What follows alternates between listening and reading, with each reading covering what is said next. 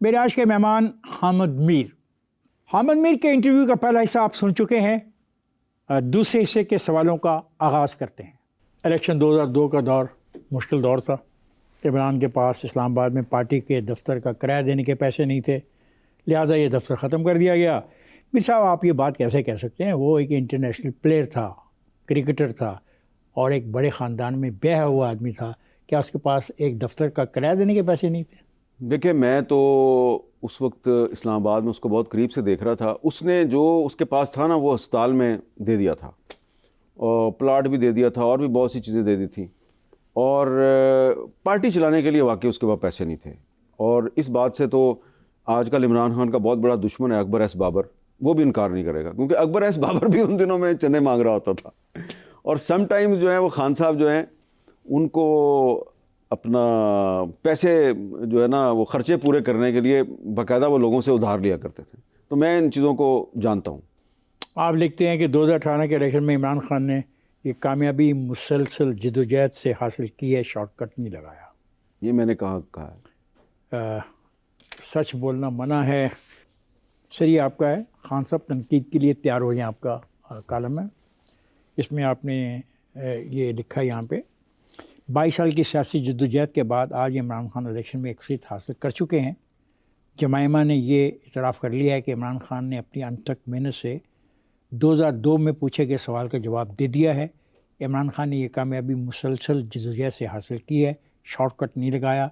कुछ समझौते ज़रूर किए हैं, इलेक्शन में धांधली का शोर भी है, लेकिन ये शोर तो ख़ुद इमरान खान मचाते रहे। This is your writing. हम यहाँ हाँ, तो ये इस तरह अब बात क्लियर होगी ना। हाँ, तो ज़ाहिर बात है 1996 से लेकर 2018 तक मैं देख रहा था कि वो इलेक्शन भी लड़ रहा है, जलसे भी कर रहा है, जुलूस भी कर रहा है। तो शॉर्टकट तो नहीं लगाया उसने, लेकिन मैंने उसमें ये भी जिक्र किया कि उन्होंने कुछ समझौते भी किए हैं। वो हम समझौतों की बात कर रहे हैं आपसे। तो 2018 में तो समझौता करके प्राइम मिनिस्टर बने थे ना वो। क्या समझौता किया?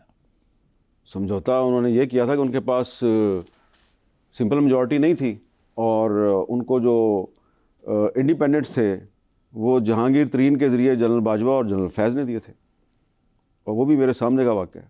नहीं, सुनी सुनाई बात कर रहे हो या इसमें कोई हकीकत? मैं खुद बनी गाला में मौजूद था जब एक मुझे किसी ने बताया कि थोड़ी देर में जो है ना पंजाब गवर्नमेंट और फेडरल गवर्नमेंट के नंबर पूरे होने वाले हैं। नंबर पूरे नहीं ना हो रहे थे खान साहब से, तो मैं दौड़ के बनी गाला पहुँच गया।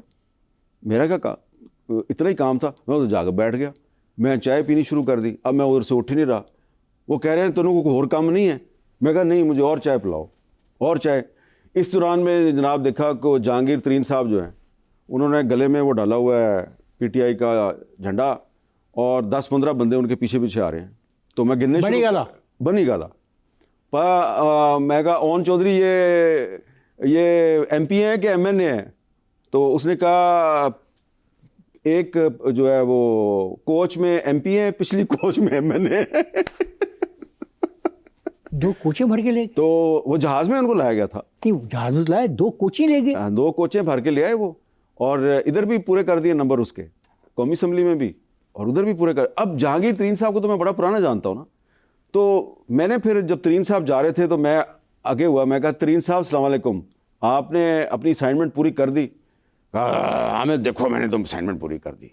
असाइनमेंट से क्या मुराद है आपकी? अब देखिए ना, वो मैंने उसको कहा असाइनमेंट पूरी कर दी और उसने क्रेडिट ले लिया। ये भी नहीं पूछा कि असाइनमेंट से क्या मुराद है। मैं आपसे पूछूं, आप किस असाइनमेंट के हवाले? असाइनमेंट उनको दी होगी ना, जनरल बाजवा ने या फैज साहब ने दी होगी।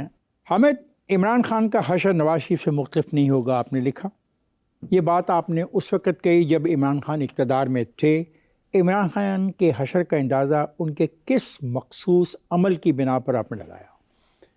मैंने इमरान खान साहब के अंजाम के बारे में सिर्फ लिखा नहीं, बल्कि उनको मिल के बताया।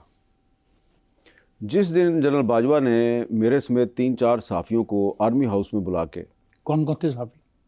छोड़े ना अब बेचारे, वो अगर नहीं नाम बेचारे हैं वो, यानी जिनको जनरल बाजवा बुलाए वो बेचारे हैं?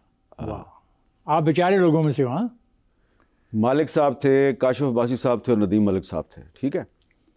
तो उन्होंने अजीब बहुत सी वहाँ पे बातें की। उसमें जब उन्होंने कहा ना काजी फाइज ईसा जो है ये ठीक आदमी नहीं है, ये जनरल बाजवा ने कहा। हाँ, और इसके ख़िलाफ़ हमें आपकी मदद चाहिए।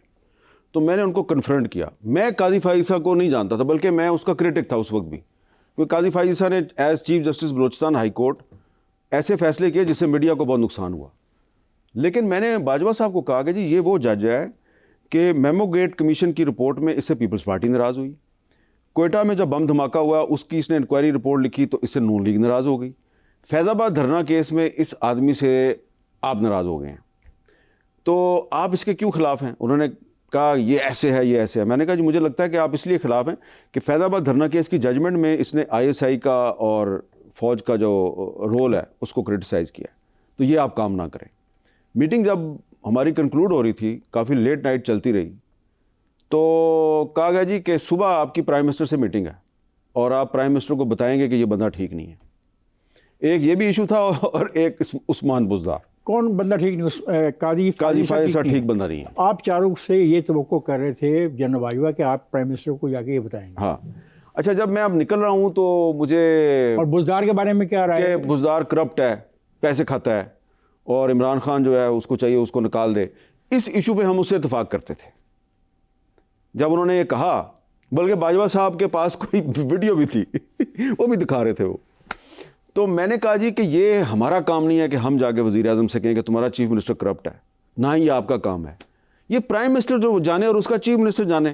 ہاں ہم یہ تنقید کر دیں گے, یہ ویڈیو آپ مجھے فارورڈ کر دیں, میں اس کو انویسٹیگیٹ کروں گا. انہوں نے وہ فارورڈ نہیں کی. جب ہم نکل رہے تھے تو مجھے کہا گیا جی کہ کل صبح آپ کی 10 بجے میٹنگ ہے. اب اس وقت رات کا 1:30-2 بجا ہوا. یہ کس نے آپ کو پیغام دیا؟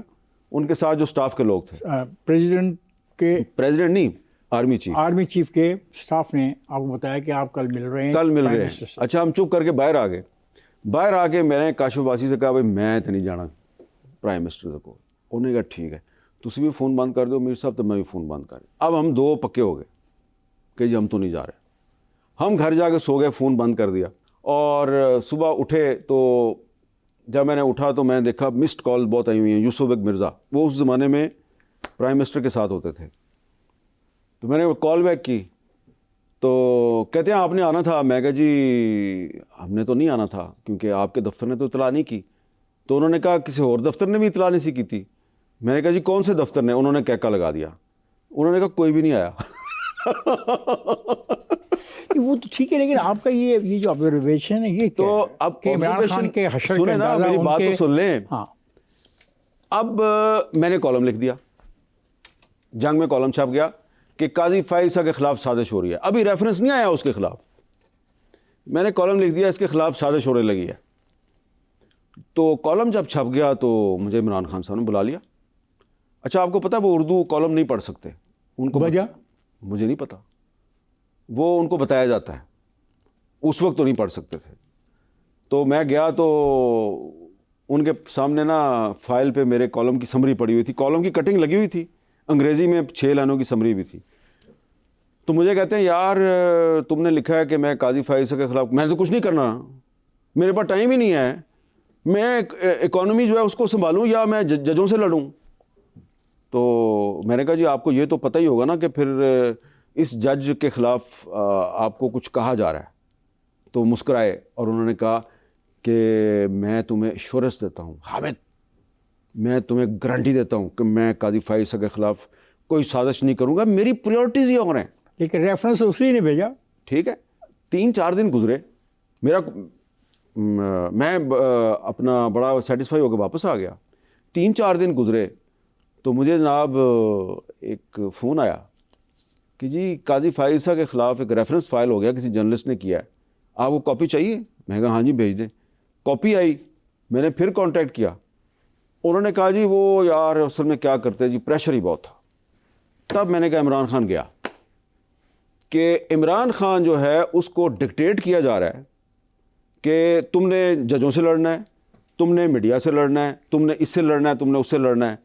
اب اس چکر میں عمران خان جو ہے وہ بجائے کہ ڈکٹیشن لینے سے انکار کرے, وہ اس کو 10 باتیں کہی جاتی تھیں, وہ 8 مان لیتا تھا, 2 نہیں مانتا تھا, اور اس میں وہ بارگیننگ پوزیشن لے کے تو وہ اپنی بھی فرمائشیں پوری کروا دیتا تھا. شہباز شریف کو اندر کرو, زرداری کو اندر کرو, فلانے پہ مقدمہ ڈال دو, فلانے پہ مقدمہ ڈال دو, میر شکیل الرحمان کو اندر کرا دو, یہاں تک کہ خان صاحب کی فرمائش پہ علیم خان صاحب کو گرفتار کیا گیا، اس کی وہ تردید نہیں کریں گے، ان کی فرمائش کے پہ ان کو گرفتار کیا گیا۔ جب مجھے یہ پتا چلا کہ اب خان صاحب نے اپنی پارٹی کے لوگوں کو خود گرفتار کروانا شروع کر دیا ہے، تب میں نے کہا اب گئے وہ خان صاحب، میں نے یہ لکھنا شروع کر دیا۔ لیکن اب جو اس وقت جو عمران خان کے ساتھ ہو رہا ہے، تو میں آج کل یہ سوچ رہا ہوں کہ کہیں موجودہ وزیر اعظم کا بھی انجام وہی نہ ہو جو پچھلے وزراء اعظم کا ہوا ہے۔